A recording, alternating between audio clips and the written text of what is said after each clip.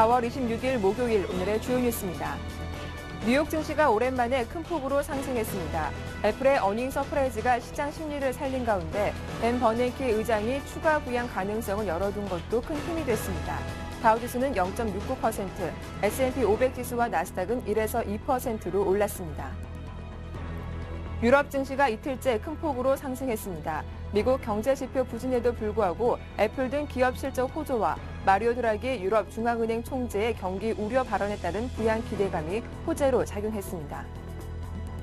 국제 유가가 상승 마감했습니다. 연준이 올해 미국의 경제 성장률 전망치를 올린 데 따라 원유 수요가 증가할 거라는 기대감이 호재로 작용했습니다. 전날보다 57센트 오른 104달러 12센트에 거래를 마쳤습니다. 미국 연방준비제도 이사회는 미국 경제가 완만하게 성장세를 보이고 있다며 금리 인하 등 추가적인 부양책을 내놓지 않았습니다. 오는 2014년 말까지 초저금리를 유지할 것을 재확인했습니다. 마리오 드라기 유럽 중앙은행 총재는 유럽 우려가 해결되지 않은 상황에서 출구 전략을 논의하는 것은 시기상조라고 밝혔습니다. 사그라졌던 부양의 불씨도 되살린 것으로 보입니다.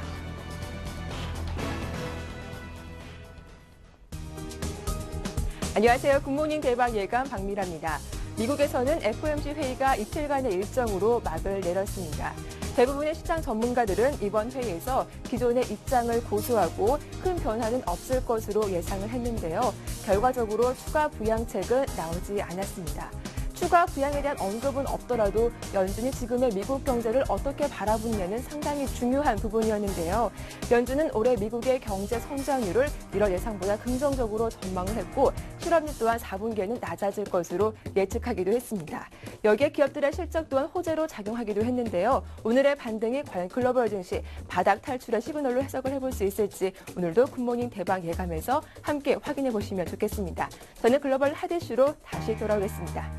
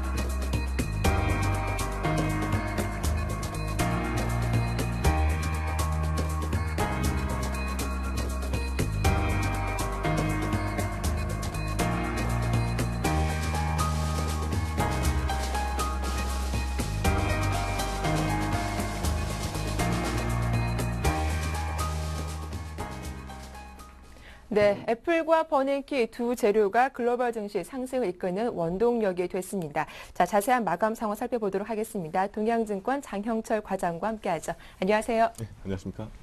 예, 나스닥 지수가 다시 3,000포인트 위로 올라왔습니다. 이 애플의 효과를 그대로 반영한 것으로 보이는데 먼저 어떻게 마감됐는지 좀 정리해 주시죠. 예, 어제 같은 경우 애플에 대한 실적 어닝 서프라이즈가 시장 자체를 굉장히 좀 이렇게 좋은 긍정적으로 좀 많이 흔들었는데요. 일단 다우지수가 전일 대비해서 89.16포인트, 0.69% 정도 상승하면서 13,090.71로 장을 마감했고요. S&P 500도 1.37% 상승하면서 1,390.7로 마감했습니다. 특히 나스닥 지수 같은 경우는 전일 대비해서 68.03포인트, 약 한 2.3% 정도 급등하면서 3,029.63을 기록했는데요. 가장 주요하게 이슈가 되었던 게 일단 애플에 대한 그 실적에 대한 그 어닝 서프라이즈가 나스닥 지형 자체를 좀 전반적으로 급등시키는 그런 양상을 좀 많이 보였고요. 그다음에 벤 버냉키 연준 의장에 대한 연준에 대한 그 성명 발표에 인해 가지고 시장이 하방으로 갈수록 좀 상승세 모드를 좀 많이 탔는데요. 일단 시장이 전반적으로 강한 상승세를 좀 많이 이끌어갔는데요. 일단 종목별로도 애플 같은 경우는 실적 전망이 워낙 좋았기 때문에 약 한 9% 정도대 상승을 좀 많이 보였고요. 보잉도 약 한 5% 정도 상승을 보였습니다. 그리고 아메리칸 익스프레스 같은 경우도 카드에 대한 실적 발급이 좋아서 2.21% 올랐고요. 그다음 코카콜라 같은 경우는 주식 분할을 두 주를 한 주로 만드는 주식 분할로 인해 가지고 약 한 1% 정도 상승을 나타냈습니다. 반면에 매출 부진이 조금 느껴졌던 캐터필러 같은 경우에 한 5% 정도 이제 하락을 나타냈고요. 그다음 최근에 좀 이슈가 좀 불거지고 있던 월마트 같은 경우에도 한 1% 정도 하락하면서 시장 전반적인 전반적인 상승과 하락 마감이 좀 많이 보이는데요.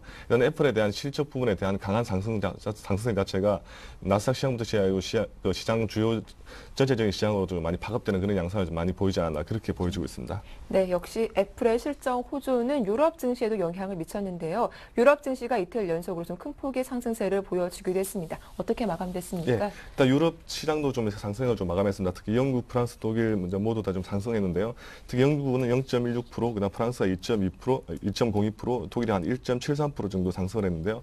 일단 애플에 대한 그 어닝 서프라이즈 시장 자체가 그런 호재성 그런 멘트 같은 게 일단 유럽 시장 자체에 대한 긍정적인 투자 심리를 좀 많이 자극을 했고요. 그다음에 어제 그 20일 그 드라기 총재가 시장 자체의 그 인플레이션 우려에 대한 부분보다 성장에 또 이렇게 초점을 맞추는 그런 발언을 통해 가지고 시장 자체 유로존에 대한 시장 자체가 좀 많이 상승을 좀 했는데요. 특히 은행권에 대한 실적 부분 자체가 전망적으로 좀 좋게 나오면서 그 3대 선진 국가들에 대한 은행주들이 강하게 좀 많이 상승세가 나타냈는데요. 소시에테 제너럴, 로프트시아였고 소시에테 제네랄부터 시작해가지고 대부분의 그 주요 은행들 자체가 한 5%대 이상 급등하면서 은행주를 통한 유럽 증시가 상승세를 좀 많이 마감을 했던 게 시장의 좀 특징이 아니었나 그렇게 보여집니다.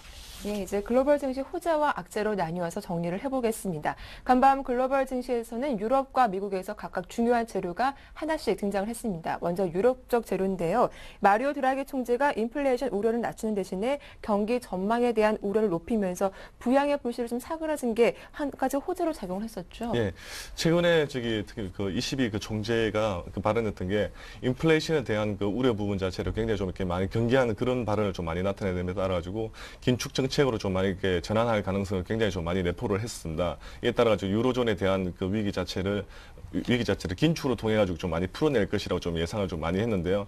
이에 따라 유로존에 대한 성장 부분 자체가 굉장히 좀 이렇게 미흡한 그런 부분이 좀 많이 나왔고 그에 대해서 이제 부정적인 그런 부분이 많이 나왔는데요. 특히 어제 같은 경우는 그 22 총재가 약간 그 발언 수위를 좀 낮추면서 이제 발언 수위를 낮추면서 시장을 좀 많이 이렇게 그 시장을 많이 이렇게 바라보는 그런 양상을 좀 보였는데요.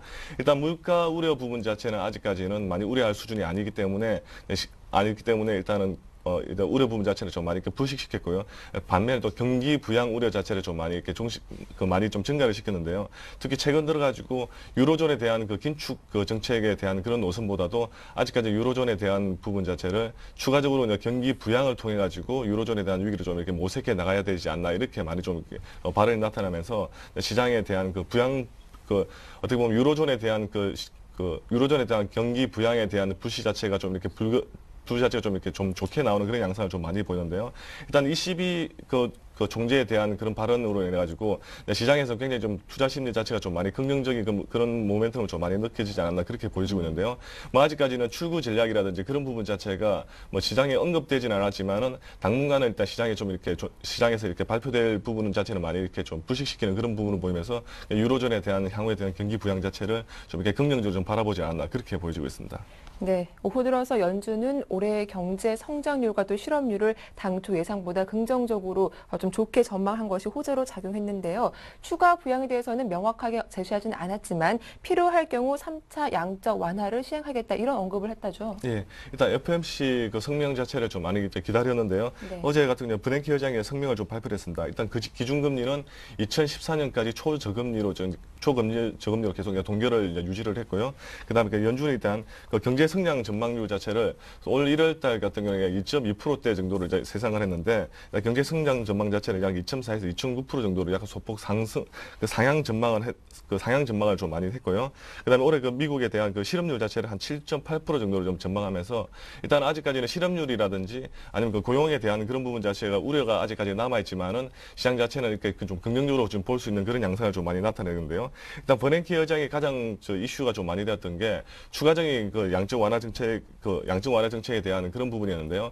일단 뭐 QE3로 좀 부각되고 있는데 실질적으로 어제 뭐 특별하게 발표됐던 그 부분은 없었지만은 향후에 일단 경기 부분 자체가 안정화를 찾지 못할 경우에는 추가적인 그 3차 양적 완화 정책도 펼칠 수 있는 카드를 가지고 있다는 게 일단 투자자들에 대한 그 심리를 좀 이렇게 안정시키는 그런 부분이 아니었나 그렇게 보여지고 있는데요. 일단 초저금리 자체를 계속 유지하고 있다는 부분 자체가 이제 시장에서 베냉키 의장 버냉키 의장의 추가적인 그 양적 완화 정책에 대한 부분 자체가 좀 강하게 그 모멘텀을 많이 작용하고 있다고 좀 판단되기 때문에 일단 추가적인 양적 완화 정책은 아직 구체적으로 좀 언급되지 않았지만은 시장이 나중에 안 좋아졌을 때는 시장 안정화 정책을 위해서 적극적으로 시장을 개입할 수 있다는 부분 자체가 오히려 투자 심리를 좀 많이 완화시키는 그런 양상을 좀 보이지 않나 그렇게 보여집니다. 네, 이 FOMC에 대한 내용은 호재로 작용했지만 이 제조업 경기가 둔화될 거란 우려는 꾸준히 제기가 되고 있습니다. 미국의 지난달 내구재 주문이 크게 부진한 모습을 보였다죠. 예, 일단 내구재 주문이 그 신규 주문부터 발표가 됐는데요. 신규 주문이 일단 시장 전망치가 이제 마이너스 한 1.5% 정도로 전망을 했는데요. 실질적으로 발표됐던 게 마이너스 4.2% 정도로 굉장히 좀 많이 미흡하게 좀 발표가 됐는데요. 특히 변동성이 굉장히 큰 운송재를 제외했던 근원식 내구재 주문 같은 경우에는 일단 전망을 한 0.4%로 했지만은 실질적으로 한 마이너스 1.1% 정도 나타냈는데요. 특히 내구재 같은 경우에는 일반 소비재와 달리 3년 이상 사용할 수 있는 그런 제조 그 물품 자체를 내구재로 좀 많이 나타내주고 있는데요. 일단 내구재 주문 같은 경우에도 장기적인 제조업 그 생산 경기를 좀 알려주는 그 바로미터로 좀 많이 작용하고 있기 때문에 시장에서 좀 신중하게 좀 많이 이렇게 접근을 하고 있는데요. 특히 어제 같은 경우 운송 부분 자체가 한 10.5% 정도 좀 많이 감소해가지고 2010년 11월 이후 최대폭으로 좀 많이 감소했습니다. 특히 뭐 항공제인 그 보잉에 대한 그 매출 규모로 좀 많이 나타낼 수 있는데 특히 보잉 같은 경우 지난달에 한 53대 그 신규 주문을 좀 받았는데요. 이게 지난달 그 2월달 대비해서는 한 2월달에 237대에 비해서는 크게 많이 줄어들면서 운송재 부분 자체가 좀 운송재 부분을 포함했던 부분 신규 주문이 좀 많이 하락하지 않았나 그렇게 보여지고 있는데요. 특히 최근 들어가지고 제조업 경기에 대한 그런 우려 부분 자체가 지표로서 많이 이렇게 나타나고 있기 때문에 제조업 경기에 대한 우려가 좀 많이 이렇게 좀 심각한 수준으로 좀 많이 이렇게 대두되지 않을까 그렇게 좀 많이 예상도 되고 있는데요.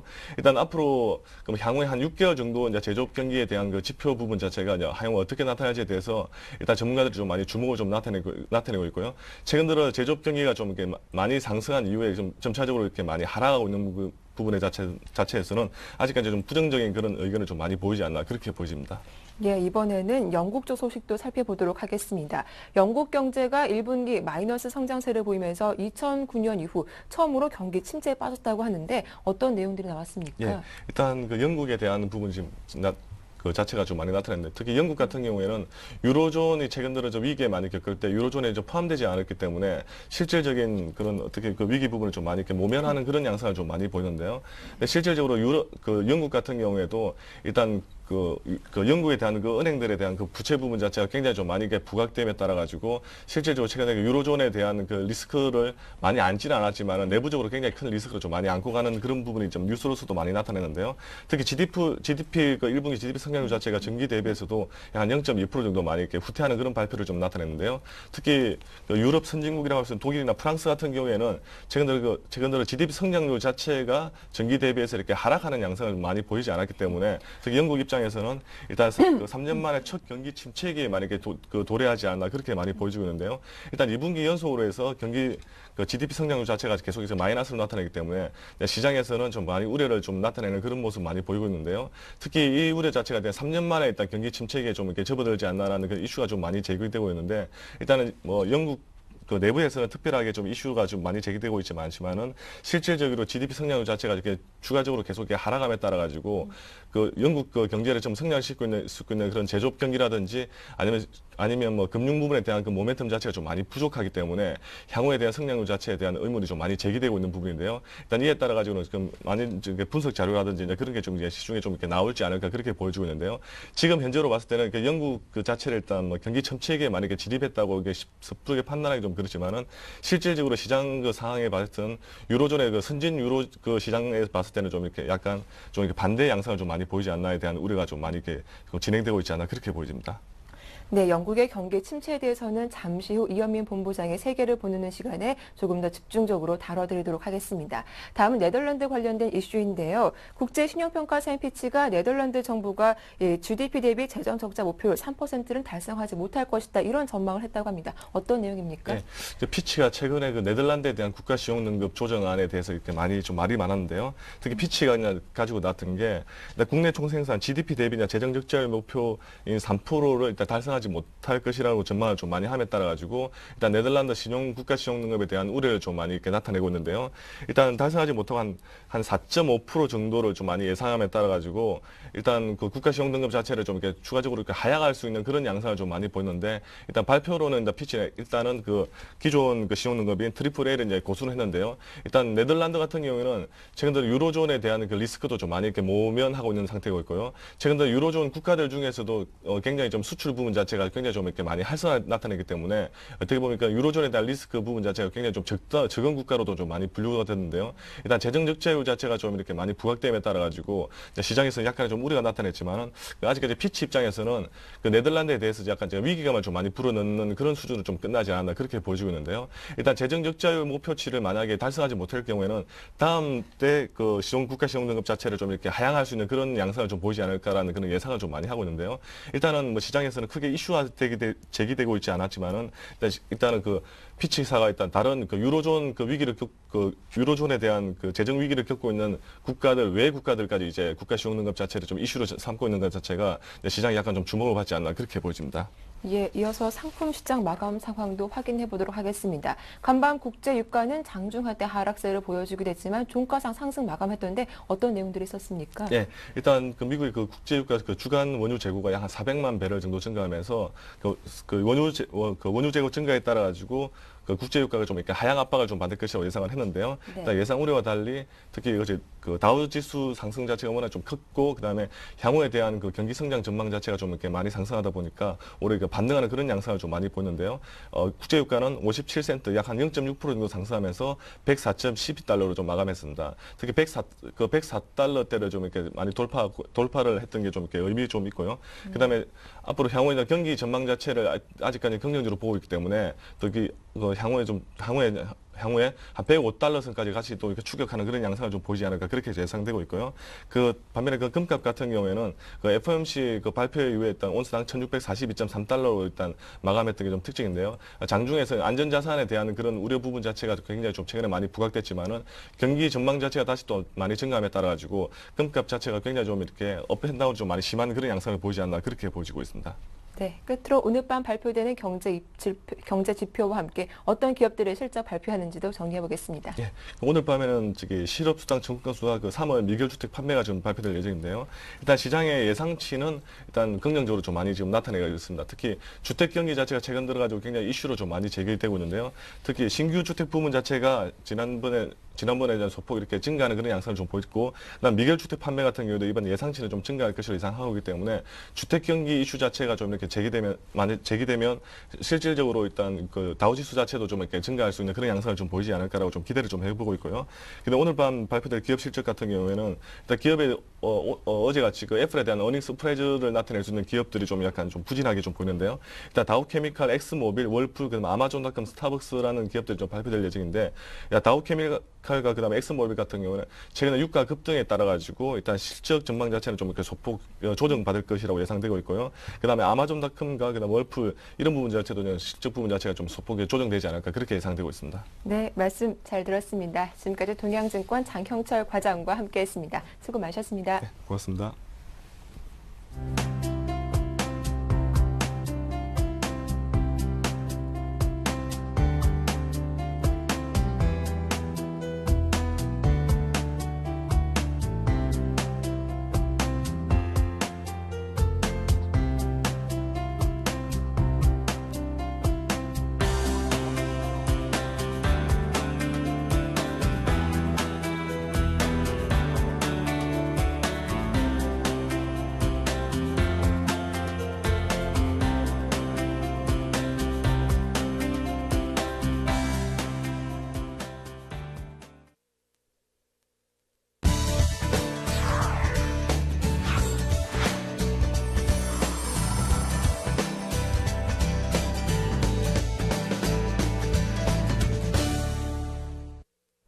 네, 세계를 보는 눈 인백스 투자자문의 이현민 본부장과 오늘도 함께하겠습니다. 안녕하세요. 네, 안녕하십니까? 예, 앞서도 제가 좀 힌트를 조금 드렸는데 오늘 좀 집중적으로 살펴볼 내용이 영국의 경기 침체에 관한 내용이라고요. 그렇습니다. 네. 새벽에 뉴스가 올라왔는데요. 영국이 2분기 이상 경제 성장률이 하락을 하면서 공식적으로 현재 더블 딥에 빠진 것으로 이제 알려지고 있습니다. 이렇게 영국 경제까지 어려운 국면으로 들어간다면 현재 EU 국가의 수장으로서 녹록치 않은 현재 불안감을 더 증시라 글로벌 경제에 미친다는 측면인데요. 이런 점에서 영국 정부가 현재 대처 방안 이런 부분을 마련하고 있습니다만 어떻게 이 부분이 헤쳐나갈지 한번 들여다보도록 하겠습니다. 예, 좀 구체적으로 어떻게 GDP 성장률이 발표가 됐기에 영국이 경기 침체에 빠진 것이다라고 말을 하고 있는지 좀 자세하게 정리해 주시죠. 네, 경기 침체 폭은 그렇게 깊지는 않은 상황입니다. 네. 이런 부분을 우리가 이제 경기 침체 폭이 깊지 않을 경우 마일드 리세션이라고 좀 완화된 표현을 쓰고 있는데요. 지난 4분기 때 GDP 경제 성장률이 0.3% 하강을 했고 올해 1분기 오늘 새벽에 나온 뉴스를 통하면 0.2% 하락하면서 2010년 1분기 이후 수축과 이완을 분기별로 가져가던 이런 흐름들이 현재 올해 들어서는 이제 꺾이는 그런 흐름으로 나타나고 있다는 점이 조금 불만이라고 볼 수가 있겠고요. 역시 경기 둔화 문제, 저성장 문제, 영국이 가지고 있는 현재 위치라고 볼 수가 있겠습니다. 경기 활력이 현재 둔화되고 있다는 점 고민거리라고 볼 수가 있겠고요. 이번 1분기 때 경기 침체를 알린 가장 큰 원인은 역시 주택 경기 하강으로 인한 건설 부분이 3% 이상 후퇴하면서 1분기 경제 성장률을 마이너스로 돌려놓는데 제일 많은 악영향을 미쳤습니다.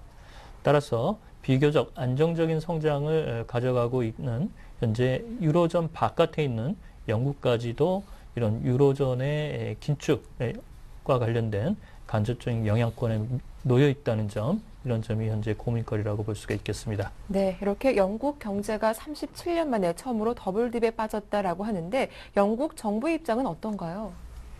난감하기는 마찬가지입니다. 네. 예, 마일드 리세션, 경기 침체 폭이 그리 깊지 않다는 측면에서는 이른바 좀 위안을 삼을 수가 있겠는데요. 그렇지만 이 해법이 쉽지 않다는 점이 영국의 고민이라고 볼 수가 있겠습니다. 영국은 저성장과 고물가, 그 다음에 긴축과 이른바 성장 동력 확보 이런 부분을 같이 현재 결합해서 시너지 효과를 내야 되는 그런 숙제를 안고 있다라고 볼 수가 있겠고요. 또한 실업률 수치가 2월에 8.3%, 17년 내 현재 최고치를 가져가고 있으면서 고용 문제가 여전히 현재 발목을 잡고 있습니다. 특히 청년 실업률은 22.2%까지 올라가면서 청년들의 불만이 가장 큰 현재 고민거리라고 볼 수가 있겠고요. 조지 오스번 재무장관은 경기 회복이 상당 기간 좀 미뤄질 것이다라고 좀 부정적 견해를 내놨는데 여기다 더불어 영란은행의 머빈 킹 총재도 2분기에도 경기 수축세가 지속될 것이다라는 부정적 입장까지 현재 내놓고 있어서 캐머런 총리가 현재 이런 그 경기 성장이 불안한 흐름이 정치권에까지 부정적 영향을 미치지 않을까 노심초사하고 있다라고 볼 수가 있겠습니다. 네, 이렇게 경기 침체에 빠진 데는 여러 가지 원인들이 있겠지만 이웃 국가들의 상황이 좀 썩 좋지가 못한 것이 영국 경제도 영향을 미치지 않았을까 싶거든요. 주 원인이 있다면 어떤 것으로 꼽을 수 있을까요? 영국 경제가 당면하고 있는 문제는 뭐 여러 가지가 있는데 네. 그중에 가장 현재 고민거리가 이제 물가라고 볼 수가 있겠습니다. 2월 소비자 물가가 3.5% 올랐고요. 뭐 생산자 물가도 녹록치 않은 그런 흐름을 보이고 있습니다. 이렇게 물가가 불안한 부분은 공공요금과 유가, 그 다음에 식용유값이 올라가면서 이른바 수요가 견인하는 물가보다는 코스트 푸시, 비용이 견인하는 인플레이션이라고 볼 수가 있겠는데요. 그렇지만 영국의 잠재 성장률을 높게 잡아봤자 1.7%밖에는 되지가 않기 때문에 성장이 물가를 따라가지 못하고 있습니다. 이런 부분에서 그렇다면 영란은행이 금리를 좀 인상하면서 물가를 좀 잡고자 하는데 모기지 채권을 들고 있는 영국의 채권자들의 67% 이상이 변동금리를 현재 취하고 있어서 소득이 늘어나지 않고 고용 불안에 이런 모기지 변동금리로 인해서 금리가 인상될 경우에는 가계의 가처분 소득이 현재 하락한 수치에서 부담이 늘어난다는 점, 이런 점이 복합적으로 현재 가져가고 있다라고 볼 수가 있겠습니다. 따라서 현재로서는 긴축과 앞서 말씀드린 성장의 이완 전략, 이런 부분을 잘 요리해야 되는 캐머런 총리의 어깨가 무겁다라고 볼 수가 있겠습니다. 네, 물가에 대한 부담도 영국도 역시 만만치가 않은 것 같습니다. 그렇다면 영국 정부는 어떤 노력을 좀 기울이고 있습니까? 역시 이제 재정 지출 삭감은 GDP의 1.7%를 계속적으로 가져가겠다라고 얘기를 하고 있고, 경기 부양 노력은 현재 세금을 삭감하는 등 이른바 노동당 쪽에서 반대 입장을 개진하고 있지만, 이런 부분에 현재 긴축에 따른 국민들의 불만을 좀 무마하려는 그런 흐름이 나타나고 있는데요.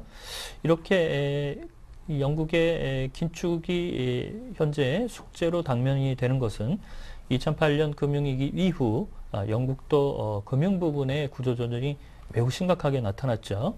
브래드포 앤 빙글리 이 모기지 업체가 그 국가의 지분을 헌납하다시피 했고, 로이드뱅크나 현재 스코틀랜드 왕립은행도 구제금융이 들어가면서 그 영국의 재정 적자 규모가 상당폭 커졌습니다. 그래서 작년부터 현재 재정을 좀 정상화하기 위해서 재정 지출을 축소하고 있는데요.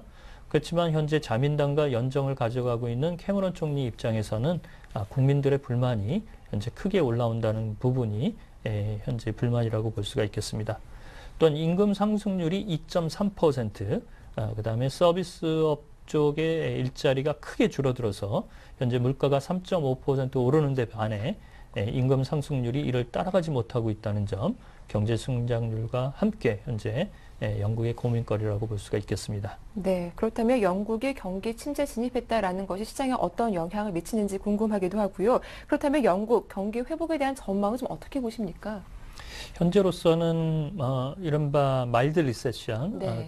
그 경기 침체의 골은 깊지 않지만 물가를 잡기 위한 영국 정부의 노력이 물가는 외부 변수에 많이 의존이 되기 때문에 유가라든지 특히 이제 식음료, 서비스업이 발달된 이런 쪽에서 이런 부분의 물가를 현재 잡기가 녹록치 않다라는 부분이 현재 걱정거리라고 볼 수가 있겠는데요. 따라서 현재로서는 물가를 잡아야 현재 영란은행이 추진하고 있는 이른바 긴축과 관련된 부분에서 이를 완화할 수 있는 채권 매입 프로그램의 성장 효과, 이런 부분이 나타날 텐데요. 역시 물가의 복병이 여전히 좀 남아있다라고 볼 수가 있겠습니다. 이런 부분에서 이제 신용평가사들이 영국의 트리플 A 등급 이런 부분에 대해서는 조금 상반된 견해를 나타나고 있다는 점은 그나마 좀 위안이라고 볼 수가 있겠는데요. 피치는 영국의 신용 등급을 부정적으로 전망을 했지만 S&P는 아직 안정적으로 유지를 하고 있고, 이른바 캐머런 총리가 그 금융위기 이후에 긴축 조정에 아주 적극적으로 긴박하게 대처했다는 점에 현재 점수를 좀 주고 있습니다. 그렇지만 영국이 그 세계 경제에서 차지하는 비율은 뭐 4% 정도 수준에 불과하지만 금융 산업을 주축으로 하고 있다는 측면에서 미국 쪽에서의 자본 환수, 또 이머징 마켓에서의 자본 환수, 이런 부분이 글로벌 증시와 세계 경제에 미치는 영향이 좀 부정적이라고 볼 수가 있겠는데요. 지난해 우리나라 증권 시장에서 유럽 쪽으로 환류된 금액 중에 가장 많은 비중이 영국계 자금이었습니다. 이런 점에서 보면 영국의 경기 침체의 골이 올해 쉽지 않다는 측면으로 들어가게 되면 우리 시장에서의 외국인 투자 자금이 유출된 가능성도 현재 잠재적 불안 요인이라고 볼 수가 있겠습니다. 따라서 노동시장을 좀 더 활성화시킬 수 있는 그런 부분, 또한 가계의 건전성을 확보할 수 있는 세제 지원 혜택, 이런 부분이 속도를 내지 못하면 현재 영국 경기가 이번 주 나온 스페인의 더블딥에 이어서 영국까지 이렇게 유로존의 경기가 좋지 않은 부분, 이런 부분이 고민이라고 볼 수가 있겠습니다. 네, 오늘은 좀 경기 침체에 빠진 영국의 상황과 함께 시장에 미치는 영향 좀 집중적으로 분석해봤습니다. 지금까지 인백스 투자자문의 이현민 본부장과 함께했습니다. 도움 말씀 고맙습니다.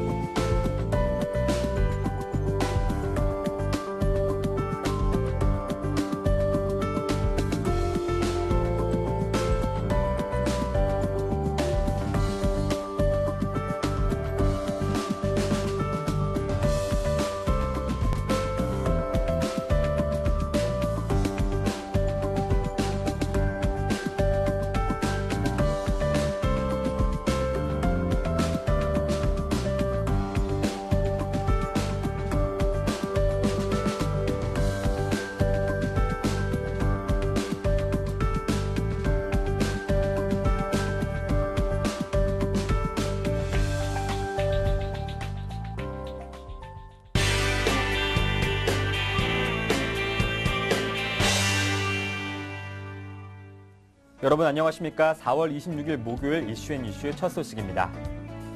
미국 캘리포니아에서 광우병이 또다시 발생했습니다. 정부는 미국에서 광우병이 발생함에 따라 미국산 쇠고기 검역 강화 등 긴급 조치를 검토하고 있습니다. 미국 농무부에 따르면 현지 시간 24일 캘리포니아주 중부 목장에서 사육된 젖소 한 마리에서 광우병으로 알려진 소 해면 상뇌증이 확인됐습니다.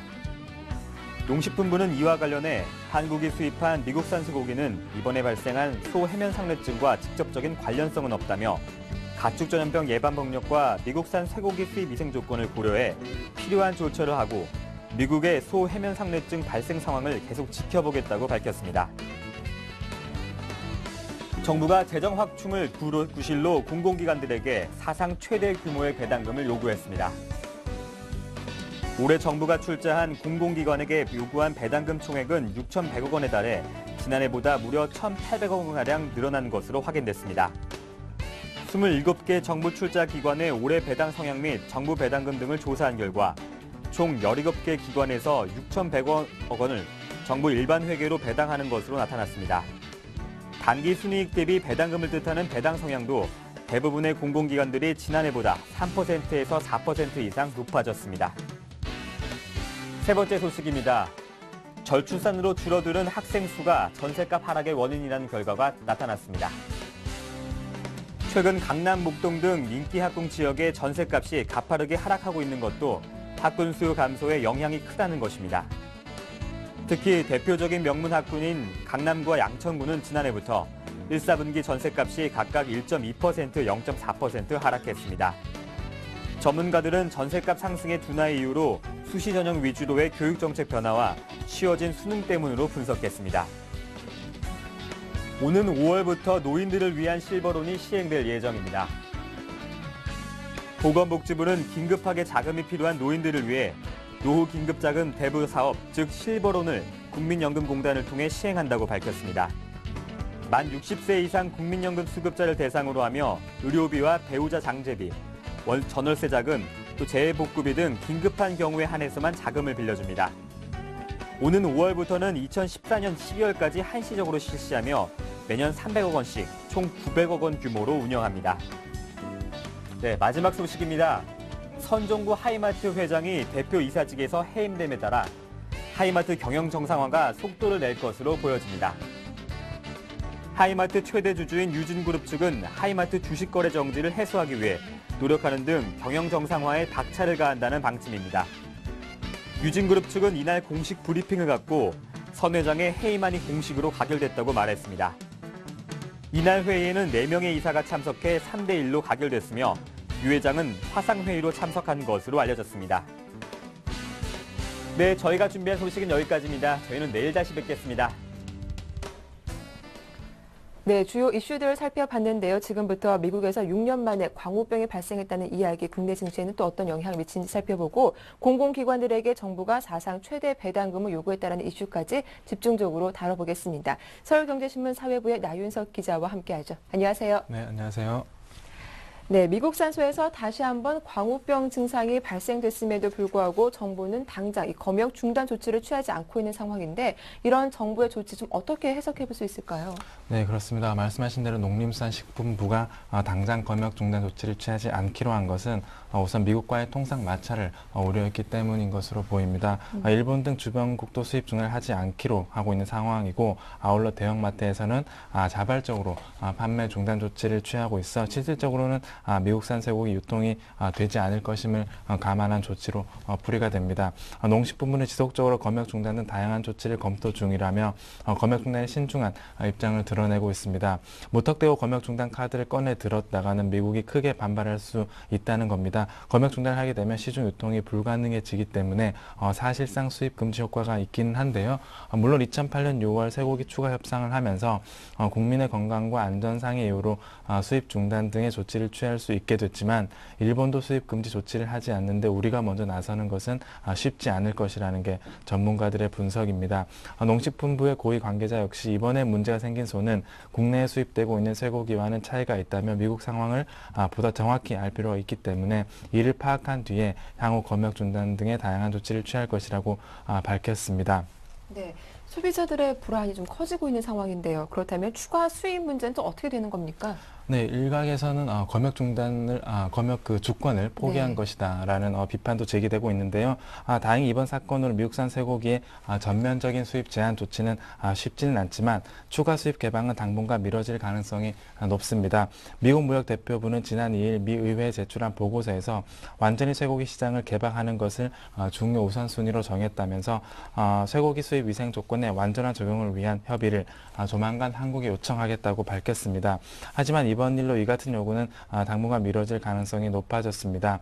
광우병 발생에 따른 소비자 불안 등을 이유로 우리나라 정부가 이를 받아들이지 않을 수도 있고 또 야당을 중심으로 한 정치권에서의 반발도 더욱 커질 수밖에 없을 것으로 예상이 되기 때문입니다. 네, 다음 이슈입니다. 빚더미에 시달리고 있는 공공기관들에게 정부가 사상 최대 규모의 배당금을 요구하고 있는 상황이죠. 이와 관련된 내용 좀 자세하게 전해주시죠. 네, 그렇습니다. 공공기관의 경영 투명성을 높인다는 것이 겉으로 드러난 명분이지만 실상은 정부의 세외 수입을 늘리기 위한 계산이 깔려 있다는 분석이 지배적입니다. 게다가 정부가 올해 공공기관들에게 통보한 배당 성향은 이미 민간 기업들의 수준을 과도하게 넘고 있는데요. 한국거래소에 따르면 지난해 12월 결산한 468개 민간 기업들의 올해 배당 성향은 평균 20.18%입니다. 하지만 정부가 출자한 대형 공공기관의 배당 성향은 이를 크게 상회하고 있어서 정부 배당금 규모 1위인 기업은행의 경우 배당 성향이 지난해 20.47%에서 올해 24.06%로 4%포인트나 높아졌습니다. 이 같은 정부의 고배당 정책의 공공기관들은 울상을 짓고 있습니다. 특히 LH, 수자원공사, 가스공사 등 대형 공기업들은 배당금이 늘어나면 빚을 더 늘려서라도 사업을 할 수밖에 없다는 입장입니다. 대형 공기업의 한 관계자는 이번에 정부가 배당액을 늘리면서 그만큼 차입해야 할 돈이 늘어났다며 공공기관 입장에서는 자금 흐름이 좋지 않다고 해도 사업을 할 때 정부 지원이 필수적이기 때문에 정부가 배당금을 높여도 딱히 대응하기는 어렵다고 하소연을 하기도 했습니다. 네, 말씀 잘 들었습니다. 지금까지 서울경제신문 사회부의 나윤석 기자와 함께했습니다. 수고 많으셨습니다. 네, 고맙습니다.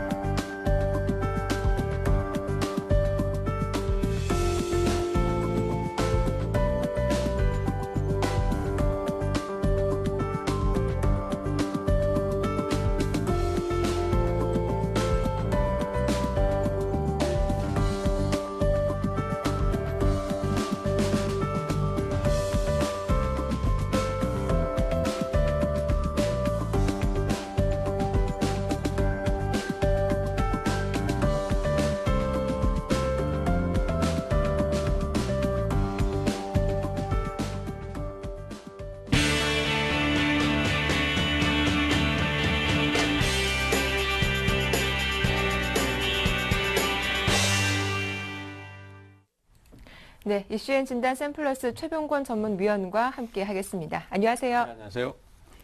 예, 어제 국내 증시 예상대로 전강 후 약의 모습이 나오기도 했습니다. 코스피 지수가 또 5거래 연속 하락세를 보여줬는데 외국인의 매도가 나온 것이 좀 그 원인이 아니었을까 싶기도 하거든요. 먼저 자세한 마감 상황도 정리해 주시죠. 네, 일단 시장 자체가 어제도 특징적으로 이전과 특별히 다른 게 없었습니다. 네. 어제도 강세 출발을 하긴 했습니다만은 결국은 종목 간의 차별화가 심화되면서 여타 종목들은 대부분 약세를 보이고 삼성전자, 현대차 관련 종목들군만 상승을 하는 형태로 진행을 했고요. 종가에 결국 마이너스로 전환을 했습니다. 그리고 실질로 지수보다는 종목들의 그 하락 정도가 훨씬 더 강했기 때문에 실제 체감하는 그 하락의 강도는 훨씬 더 크지 않나 이렇게 생각이 됩니다. 특히 이제 건설업종이라든지 이런 쪽에서 또 다시 급락이 나오면서 시장의 상황을 상당히 좀 어렵게 만드는 그런 하루였다라고 할 수 있겠습니다. 예, 어제 코스피 시장에서 애플 효과를 받은 삼성전자 이야기는 빼놓을 수가 없겠죠. 또 반면 어닝 서프라이즈를 기록한 LG전자는 또 오히려 하락으로 마감을 했는데 이런 IT주들의 흐름까지 한번 짚어봐 주시죠. 예, 삼성전자는 역시 애플의 실적 발표가 크게 작용을 했던 것 같습니다. 그래서 또 다시 전고점에 바짝 붙어 서는 모습이었는데요. 지금 현재로서는 어쨌든 삼성전자 같은 경우에 당분간은 강세 기조 좀 더 계속 유지될 것 같습니다. 그 다음에 이제 어제 LG 디스플레이 같은 경우에도 상승 마감을 했는데요. 지금 시장의 시각이 상당히 좀 차이가 많다라는 것을 단적으로 보여주는 증거라고 할 수 있겠습니다. 예를 들어서 이제 화학주 같은 경우에는 최근 실적 악화 때문에 주가가 급락이 나왔습니다. 근데 사실은 그 내용 면면을 살펴보면은 실제로 그렇게 큰 어떤 실적 하락이라든지 이런 것들이 있었던 건 아닙니다. 기존 실적에 비해서 좀 줄었다는 것이지 그것이 엄청나게 충격을 줄 정도는 아니었습니다만은 이미 수급이 많이 악화되어 있었기 때문에 주가의 연속 하락이 계속 나오는 상태였고요. 또 반면에 LG 디스플레이 같은 경우는 적자가 이미 나 있는 상태에서 이번 분기 1분기에도 역시 실적 자체가 적자가 확대되는 모습이었습니다. 하지만은 기관들의 해석은 앞으로의 전망이 좋다라는 식으로 해석을 하면서 주가를 오히려 끌고 올라가는 모습이었거든요. 물론 그 전망 자체가 그렇게 나오는 것도 있겠지만은 사실은 이 기업의 미래라든지 이런 부분들은 아직까지는 정확하게 알 수 없는 것이 사실입니다. 하지만 그런 상황임에도 불구하고 한쪽은 나쁘게 해석을 하고 한쪽은 좋게 해석을 한다는 것은 결국 기관들이 지금 갖고 있는 수급의 포지션 따라서 자기네들 유리한 쪽으로 해석을 하는 게 아닌가 이런 판단이 섭니다. 그렇기 때문에 지금은 기관 쪽의 매매에 포커스를 맞추시던가 아니면 아예 거래소 대형주는 당분간 좀 장기적인 안목을 갖고 접근을 한다든가 이런 식의 접근이 필요하다 이렇게 볼 수 있을 것 같고요. 그 다음에 자동차 관련주도 역시 어제 강세의 주역이었다고 할 수 있겠습니다. 그래서 어제는 역시 기존에 상승했던 종목들, 그 종목들 위주로 시장을 끌고 가는 모습이었다. 이렇게 볼 수 있겠네요. 네, 이렇게 코스피 시장의 이슈들 정리를 해봤습니다. 요즘 코스닥 시장을 보면은 모든 악재를 다 끌어안고 있는 게 아닌가 이런 생각도 드는데 어제 셀트리온의 주가도 그랬었고 북한발 리스크까지 전해지고 있는 상황에서 코스닥 시장에서는 어떤 이슈들이 있었습니까? 네, 코스닥 시장 같은 경우는 역시 일반적인 대부분의 종목들은 다 약세를 보이는 상황이었고요. 네. 전반적으로 상황 자체가 크게 개선되지 않는 그런 모습을 계속 보여주고 있습니다. 다만 이제 거기에서 일부 개별 정치 테마주들이나 최근에 또 북한의 움직임이 또 3차 핵실험이다 뭐다 해서 또 다시 또 부각이 되고 있는 게 사실입니다. 그래서 소위 말해서 이제 전쟁 관련주들 이런 종목들이 지금 현재 일부 강세를 띌 뿐이고 대체적으로는 다 조정권에 진입을 하고 있습니다. 그래서 코스닥 시장은 지금 기술적으로는 전 저점에 다시 근접을 해 있는 상태이기 때문에 이중 바닥을 형성할지 여부 이 부분이 이제 지금 시장의 핵심적인 키포인트다 이렇게 보시면 될 것 같아요. 네, 이제 오늘 좀 전략을 세워보도록 하겠습니다. 간밤 글로벌 증시가 다행스럽게 좀 반등다운 반등세를 보여주기도 했는데 오늘 국내 증시도 역시 좀 시원스럽게 반등 기대해 볼 수 있을까요? 글쎄요, 지금 현재로서는 쉽지 않아 보입니다. 일단은 그 시장의 그 해외 증시의 문제가 아니라 시장 자체의 어떤 수급적인 부분이 바뀌어야지만이 시장의 흐름이 개선될 수 있다라고 볼 수 있겠는데요. 현재로서는 시장의 수급이 단숨에 개선될 만한 요건이 많지 않습니다. 특히 이제 기관이나 투신권의 매매 대응이 바뀌려면은 결론적으로 시장에 부동자금이 좀 더 유입이 돼야 되는데 최근 들어서는 계속 자금이 빠져나가는 경향을 계속 보이고 있기 때문에 투자 자금이 사실은 많지 않습니다. 그렇기 때문에 공매도를 통해서 수익을 얻는다든가 아니면 특정 종목에 대해서만 매수를 한다든가 이런 식의 대응이 좀 더 지속될 것 같습니다. 그래서 오늘도 해외 증시의 분위기는 좋습니다만은 그렇다고 해서 시장의 분위기가 특별히 바뀌지는 않을 듯 해 보입니다. 그래서 지금 현재로서는 일단은 기존의 추세가 강했던 종목들, 이런 종목들 중에서 그런 종목이 잘 가다가 좀 갑자기 강한 하락이 나온다든지 이런 경우에 공략 포인트를 한번 잡아보는 것도 괜찮고요. 네. 그 다음에 절대로 지금은 추격 매수를 하시면 안 됩니다. 대부분의 장 흐름이 그 전날까지 꾸준히 밀리다가 그 다음날 아침에 잠깐 반전을 했다가 또 다시 하루 종일 밀리는 형태가 그렇죠. 반복되고 있기 때문에 매수 타이밍 자체가 종가쯤에 하루 종일 밀렸을 때 종가쯤 매수를 해서 그 다음날 아침에 반등 시에 파는 형태의 대응이 가장 효과적입니다. 그래서 현재로서는 일단은 그러한 부분을 많이 갖고 있기 때문에 포커스를 그렇게 맞추시면 좋을 것 같고요. 특히 이제 어제도 좀 말씀드렸지만 실적 대비해서 많이 저평가된 주식들이 있습니다. 어제 제가 네. 사파이어 테크놀로지 말씀드렸는데요. 요거는 그래도 반등에 성공을 했습니다. 그래서 네. 이런 종목들을 한번 관심을 가져보시는 거 좋을 것으로 판단됩니다.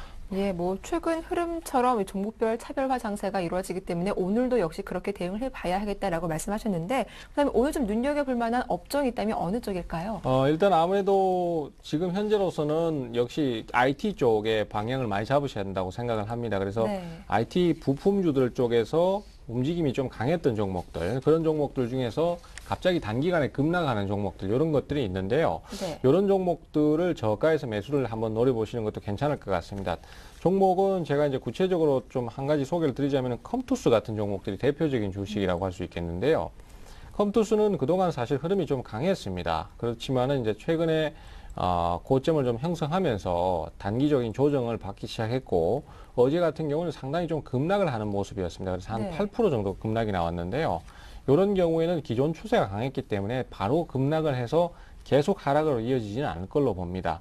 그렇기 때문에 이렇게 조정을 받았을 때를 매수의 기회로 활용을 좀 한다라면은 좋은 타이밍이 좀 나오지 않겠나 이렇게 생각을 하고 있고요. 지금은 사실 한치 앞을 내다보기가 힘듭니다. 요즘 시장이 날씨 같다는 얘기를 하는데요. 날씨가 요즘 보면은 갑자기 비가 왔다가 갑자기 날씨가 맑았다 이러잖아요. 네. 그런 것처럼 한치 앞을 내다보기가 힘든 장세이기 때문에 지금은 최대한 짧게 단기 대응을 가시는 게 가장 효과적인 전략이다. 이렇게 좀 말씀을 드리도록 하겠습니다. 예, 지금 좀 뭐 광우병 관련돼서 또 시장의 우려가 커지고 있는 상황인데, 이런 광우병 관련주 시장에서 접근을 해보는 거 좀 어떻게 보십니까? 광우병 관련주는 지금 네. 현재로서는요. 어제도 뭐 하림 같은 닭고기 관련주나 수산주들 보셔서 아시겠지만은 네. 사실은 이게 갑자기 움직인 거라서 아직 그 수급적으로 완성이 안 돼 있습니다. 그렇기 때문에 올라갔다가 빠져버리는 경향이 많기 때문에 역시 뭐 추격 매수는 좀 무리하다 이렇게 좀 말씀을 드리도록 하겠습니다. 네, 이렇게 좀 급등된 테마주는 접근해보는 게 좀 위험하겠다라는 의견 주셨으니까요. 시청자분들도 잘 참고하시면 좋겠습니다. 지금까지 샘플러스 최병권 전문위원과 함께했습니다. 도움 말씀 고맙습니다. 감사합니다. 네, 굿모닝 대박 예감 1부 순서는 여기서 마치겠습니다. 저희는 잠시 후 2부로 다시 돌아올게요. 고맙습니다.